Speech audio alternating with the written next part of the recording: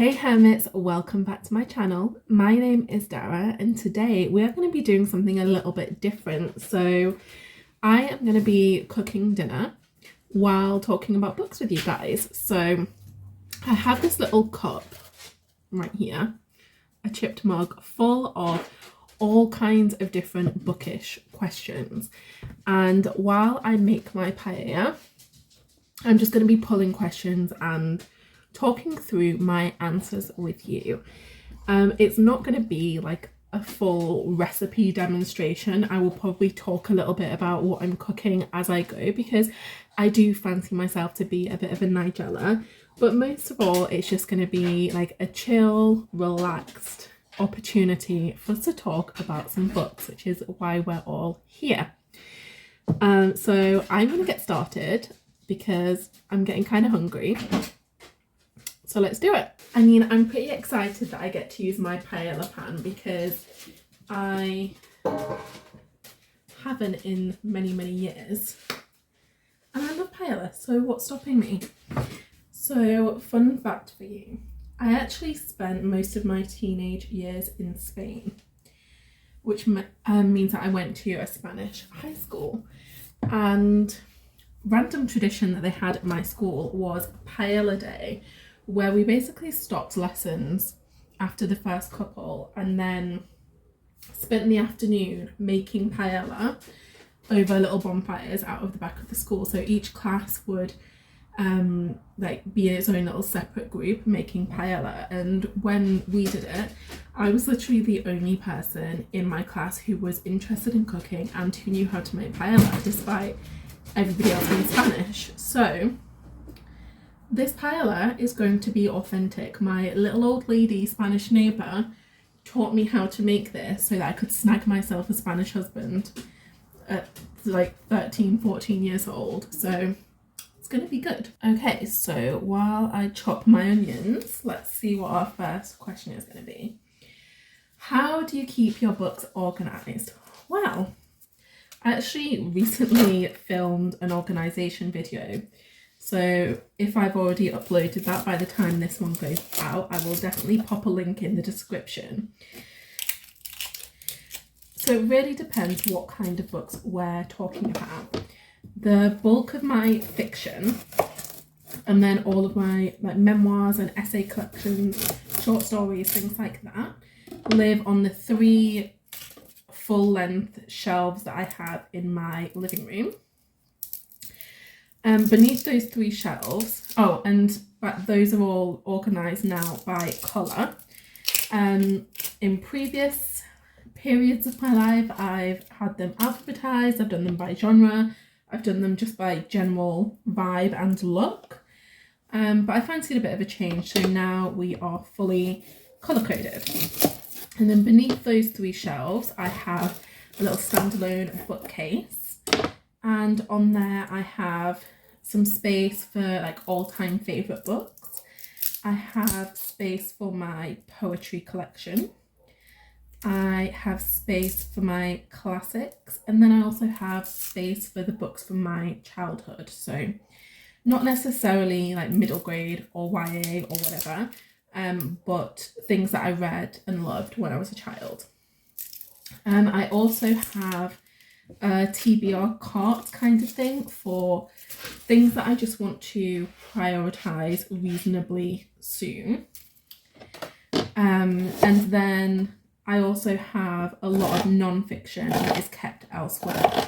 So I keep my non-fiction, not including memoirs and essay collections, in my office because they are predominantly work related. So I run my own business. I'm a life coach and a business coach, which means that a lot of the books that I read are related to personal development, so things like self-help, and also professional development, so books about business. And so I keep all of that kind of thing in my office. I also have quite a collection of more like spiritual non-fiction, and that lives in my office too because I actually tend to use those while I work as well. And I like to have that kind of book handy because I'll often recommend things to clients when we're on calls, and it's just nice to have them handy. I do have a few other bits of non-fiction that aren't really things that I would need to reference for work. So, you know, things like books about history and stuff like that. And they just live on a spare shelf in my living room. But they're sort of tucked away, so you'd probably never see those. When it comes to Kindle books, I think I have a video up on how I organise my Kindle books, but they're just kept in different collections. So I file them away by genre, just because that's what helps me determine what I'm going to read next, because I'm very much a mood reader. And so I'll be in the mood for a romance, or I'll be in a mood for a thriller. I'll always be in a mood for a particular sort of vibe, and so that's how I organise things, just so I know exactly where to go when I'm in a particular mood. I will also have a folder that's kind of like a TBR folder, I suppose, so things I really want to prioritise, and I'll keep a few books in there at any one time as well. So yeah, that's how I keep my books organised. Onions chopped and in the pan. Now I am moving on to the peppers and the garlic. I'm wondering if maybe I shouldn't have decided to make such a huge paella, given that I'm home alone for the weekend. But you know what? I started now wanting to commit. A book that you expected to like but didn't. The first thing that comes to mind is The Spanish Love Deception by Elena Armas. And I expected to love it because I love romance. That's one reason. I also expected to love it because it is described as being enemies to lovers, which is a thing that I typically enjoy. I expected to love it because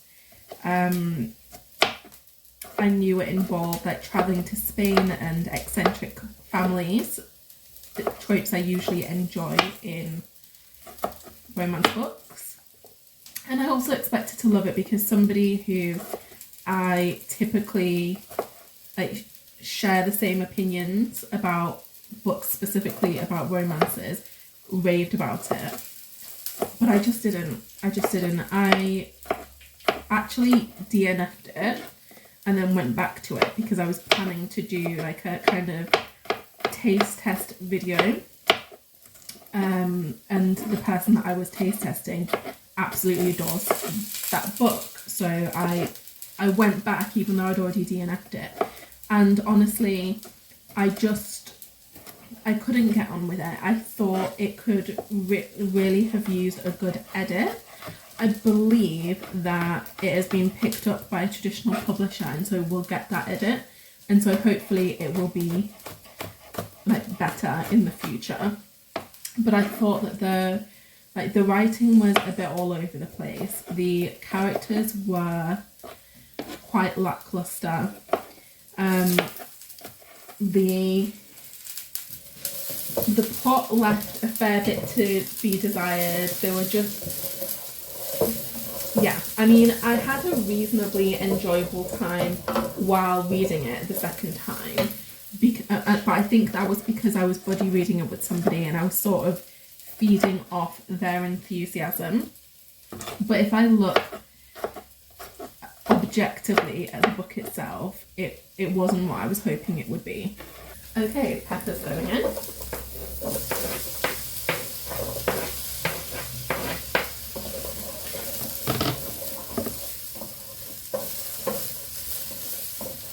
Working with a pan this big over a normal sized hob is not the easiest because I feel like you can't get the ring central. But we'll see how we go. Okay. I need to put plenty of garlic in. It's like the law of Mediterranean cooking, or any cooking in this house, to really amp up the garlic. Plus, I'm home alone, so it's not like I'm going to be kissing anybody. Okay, while I am peeling and chopping the garlic, let's choose another question. Oh, that one fell out, so we'll do this one. What book are you surprised stuck with you?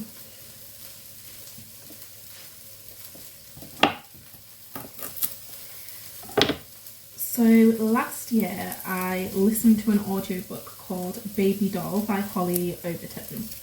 And this is kind of, do we want to call it a thriller? I don't think we could call it a thriller really, because the crime was resolved in the first chapter. So essentially, we are following the story of a young woman who was kidnapped from outside her high school when she was a teenager. And in the first chapter, she escapes from her kidnapper and she goes home after being there for a few, I can't remember how many years, but she'd been there for a few years. And we're really following the aftermath of her finding her freedom, sort of trying to reintegrate into her life after clearly suffering so much trauma. But it's not just about like her story, it's also about the impact on her family. And what's really interesting is that she was a twin, and so her twin sister was obviously extremely impacted by the whole like occurrence, especially because she blamed herself for her sister being kidnapped because they'd had an argument, and so she'd driven off and left her sister at the school where she got kidnapped. And so we're really looking at the ripple effect of this horrific event on like the victim, the family, and the wider community, especially when the perpetrator is caught, because he does get caught, and it is somebody that was trusted by the family and the community. And so there are really a lot of different feelings floating around and perceptions floating around, and it's just it was a really enjoyable is the wrong word, because obviously it wasn't necessarily like a nice gentle subject matter. There were some really emotional pieces, but I thought it was very well written. It was very relatable, it was very accessible, it all felt very believable. There were definitely some interesting twists in the story, things that I didn't necessarily expect, and all in all I really enjoyed it. And I actually consumed it as an audiobook, and I listened to it all in one sitting, which is a massive rarity to me. I often read things like physically in one sitting, but I never listen to them in one sitting, probably because I read physically a lot quicker than I can listen to audiobooks. I can speed audiobooks up a little bit, but not a ton. So I feel like that's a testament to how much I enjoyed it.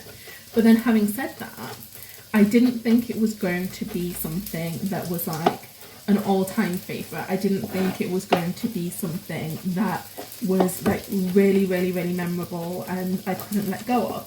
But it has been, because I listened to that possibly, I don't know, summer of last year. And I'm still thinking about it constantly. So for nearly a year to have passed, and for me to still think about that book at least once a week, I feel like that says something. So yeah, I'm surprised it stuck with me the way it did. But that being said, it was very good, and I would definitely recommend it. It also just felt very different compared to a lot of the books with a like similar-ish subject matter that I've read in the past. Because obviously, like as a like die-hard thriller and crime fiction lover, I've read a fair few books that look at like kidnappings and like that kind of thing. but this just felt very, very different. So that's my answer to that one. Okay, while we've got our veggies cooking, it's time to start with the meat. So I've got some chicken thighs here. I think I also have some chorizo in the cupboard. Yes, I do. So I'll use that. The great thing about paella is that you can just use whatever protein you have available. So if you have like a bit of seafood, if you have some leftover roast chicken, if you have like one random pork chop left in the packet, you can just like chop up whatever meat you want and put it in and it'll work really well.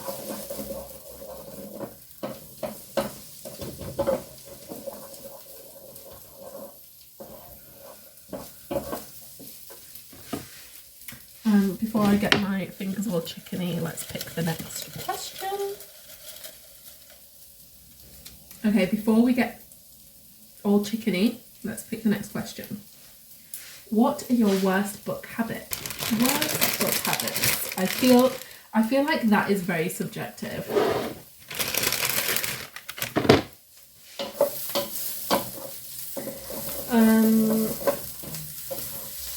I suppose one habit that I certainly have is that I buy books way quicker than I read them. And I don't just buy books quicker than I read them, but often, despite having bought all the books, I will, instead of reading them, I will borrow things from Kindle Unlimited, or I will borrow things from the library. And so that's probably one of my... Sorry, the onions are stinging my eyes there. That's probably one of my bad book habits.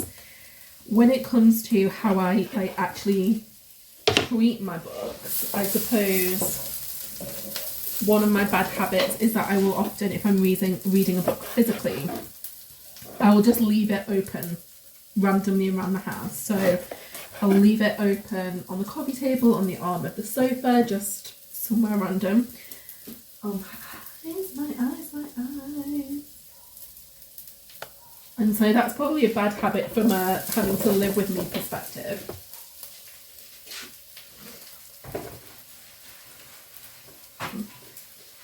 Oh my god, those onions are getting me.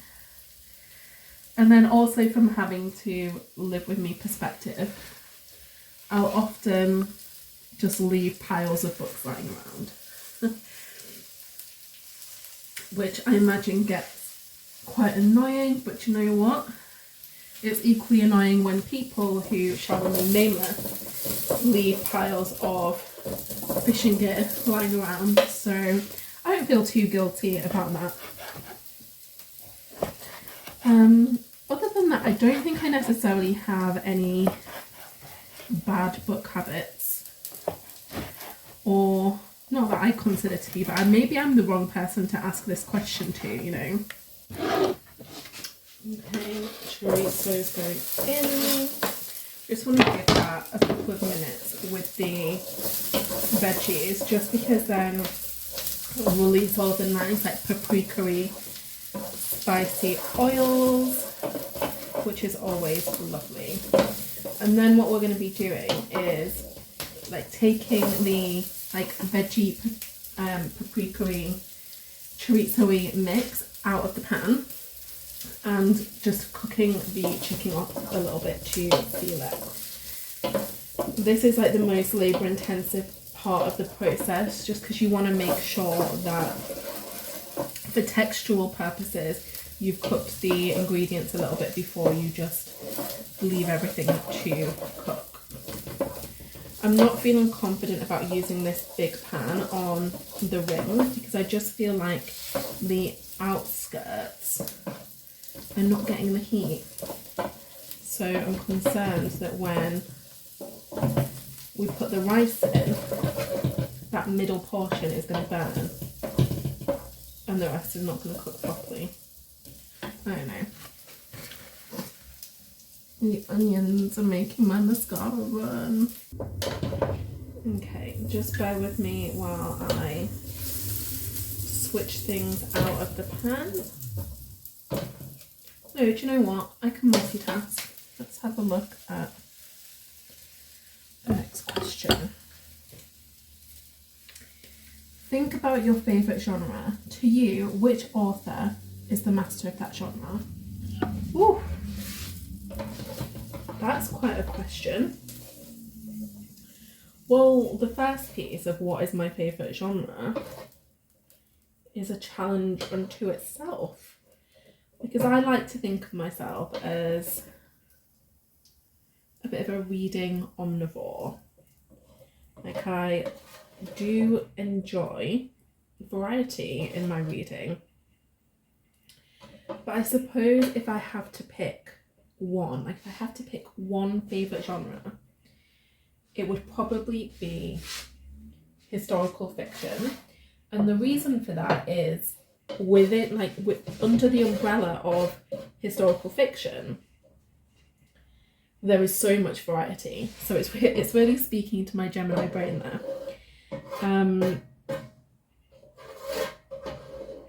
Who is the master of historical fiction?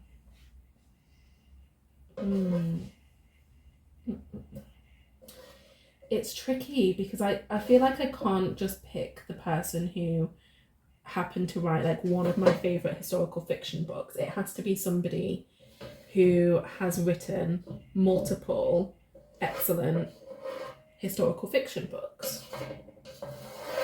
Do you know what? I think I'm going to have to go for Isabella Allende. And the reason being, I've read multiple books of hers, all of which have been set at different periods throughout history, and they've all been great.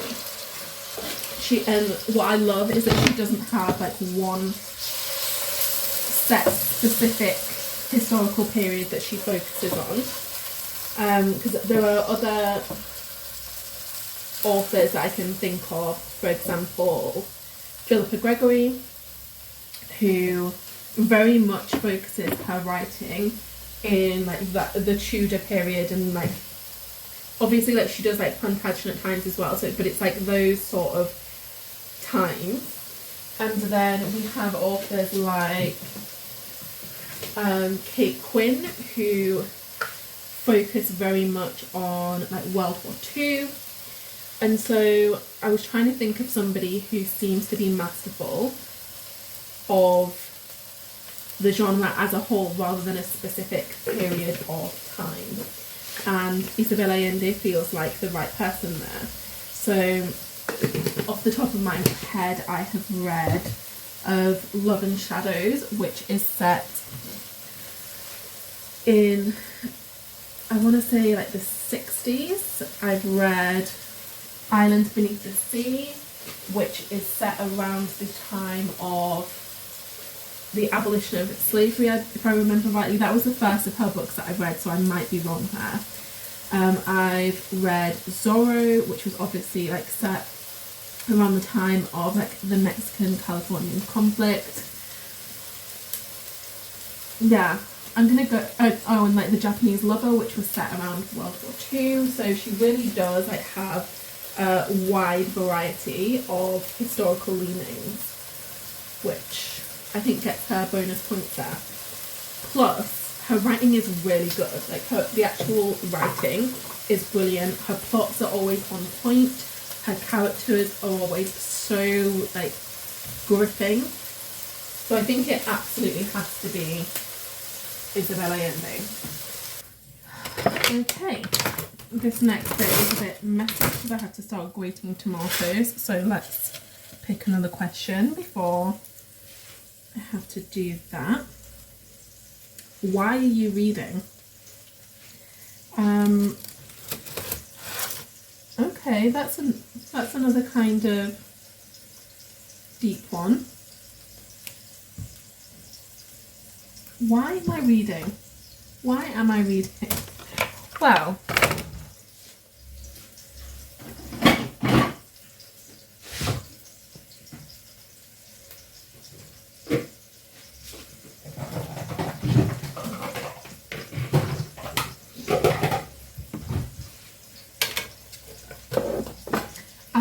definitely say that I'm reading for entertainment. Obviously, like, you know, reading is fun. And I'm reading for escapism.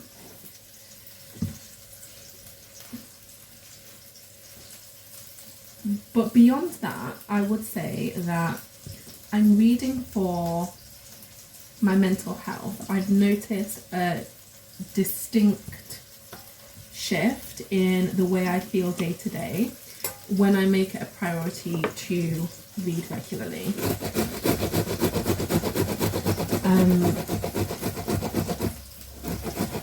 And I suppose, like, now that I have a booktube channel, I'm also reading so that I have things to talk about, because I have this new outlet, I have this new opportunity to connect with people and make friends. So I suppose that's another reason that I'm reading. So entertainment, escapism, mental health, connection, and content. That's why I'm reading.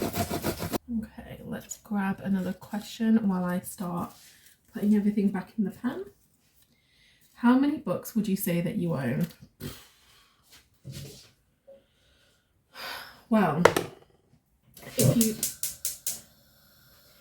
if you've watched my reading goals for 2022 video, then you will know that one of my intentions was to halve my physical TBR.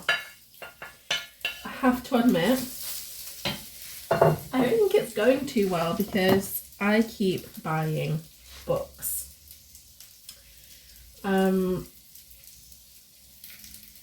But I was very clear about not wanting to do a reading ban this year. A book buying ban this year. I've done that in the past, and it was like an important experience for me at the time. But buying books brings me joy, and I don't want to eliminate anything that brings me joy. So it's almost like I'm just trying to avoid answering the question, isn't it?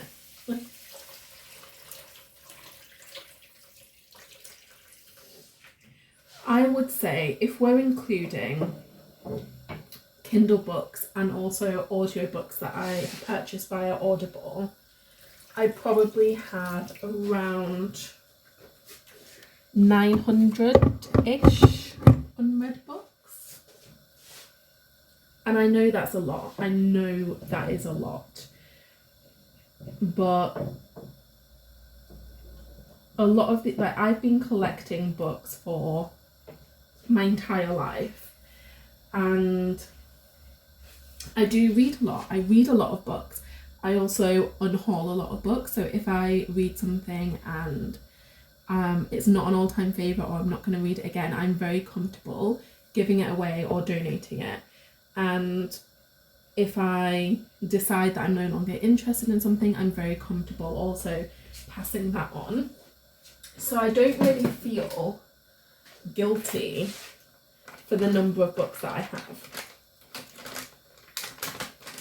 The way I see it, I am working on my mood and making myself feel better. I'm prioritising my mental health, and I'm also supporting authors, which I think is important because, you know, we want the book industry to keep thriving. So I'm doing my part to make sure that happens.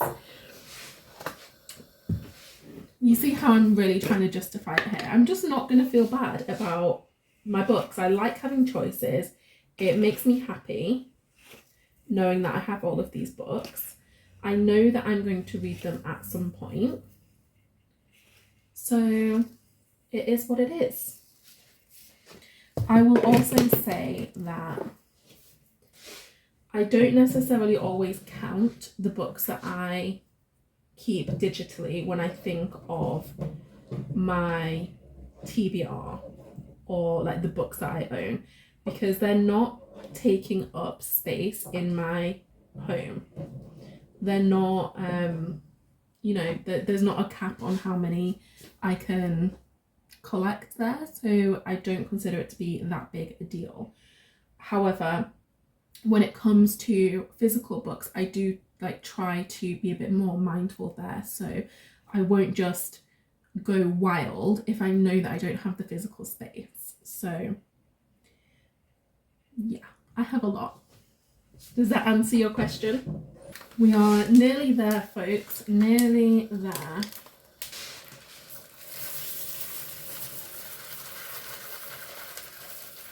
So when it comes to the rice, I never measure it out.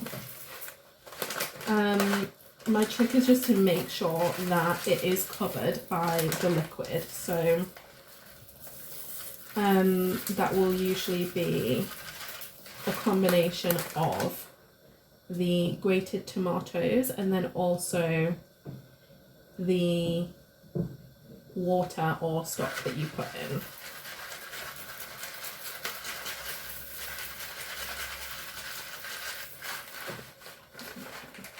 That looks about right. So I'm putting the chicken in the pan and just spreading it out a little bit. Now, what you want to like make sure that you're doing with paella is leaving it. You have to be so patient. So you don't want to be mixing anything, because what happens then is that you impact the consistency. So you'll end up with more of like a risotto-y texture, which is more like creamy and velvety, and that's not really the goal with paella. It's more like a it's not exactly set, but you want more of like a substantial texture to it.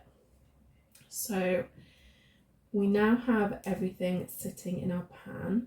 So all that is left for me to do is to leave this to do its thing. I just like to serve it in a bowl with a squeeze of fresh lemon. Once upon a time I would eat it with some like crunchy fresh bread, but because I'm gluten-free now I can't do that.